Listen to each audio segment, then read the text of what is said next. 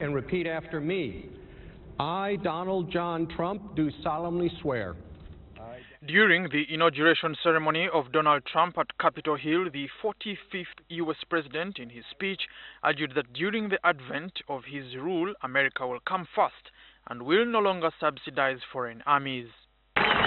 For many decades, we've enriched foreign industry at the expense of American industry, subsidized the armies of other countries while allowing for the very sad depletion of our military. We've defended other nations' borders while refusing to defend our own. His comments seem to have cast doubt about the future of American aid towards countries like Uganda that struck a chord with the West in the fight against terrorism. In 2011, President Obama ordered 100 military advisors to join the Ugandan army in the hunt of the LRA warlord Joseph Kony in the Central African Republic. It is estimated that Uganda receives about $170 million as military aid from America in terms of logistical support in the fight against the LRA and Al-Shabaab insurgents in the volatile Horn of Africa. As well as the cooperation and work with the African Union Regional Task Force, the AURTF, that's working to hunt down Joseph Kony and the leadership of the Lord's Resistance Army. There have been a lot of sacrifices on the part of Ugandans who have given their lives in pursuit of peace for other people, and this is something that is greatly to be commended. We appreciate the partnership and the role that we've been able to play in helping to support those activities, and we expect that those will continue. Barely a day after his swearing-in ceremony, women-led protests sweeping across major capitals across the globe.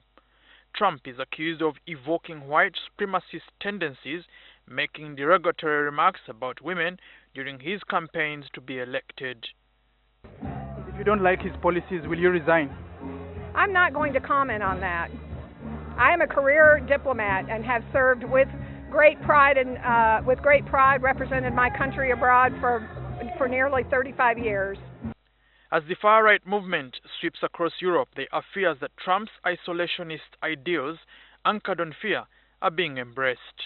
And we have seen in our history the tragic, catastrophic consequences of listening to those voices.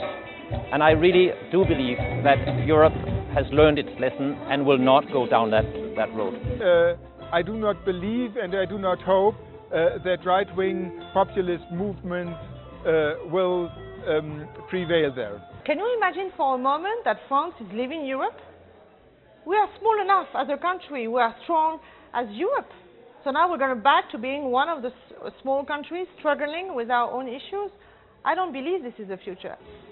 While majority of the Americans on the 20th of January were listening to President Donald Trump's speech hoping for a healing one, it instead became one that divided them with many protests across the country. For a French embassy here in Uganda, they now question the statements that were made on that day. He's one of the richest people. He's a millionaire. So has he redistributed his wealth to make the poorest people in America richer? I wonder these issues about the outside and the inside. Oxfam, a UK organization, has issued a report about the rise of the inequalities in the world, the richest gathering the 8th wealthiest people, capturing, I don't know how many, maybe 50% of the wealth of the others. So you have this, I'm not sure about the figures, you need to check them out, but there's this tension between the richest and the poorest. Dr. Peter Blomeyer, the German ambassador to Uganda, says the ties between USA and Germany will remain only if the values of protection of minorities, women, and the rule of law are adhered to. We will certainly not cut all ties with the United States. Our Chancellor, Angela Merkel, has offered our good cooperation with the United States on the basis of our values. So I believe strongly that the relationship between France and the US will remain. We may have very strong discussions about the values, about the equality between men and women. Trump has been accused of making inflammatory speeches that denigrate women, target minority communities, and religion. Andrew Nitwe, NTV Weekend Edition.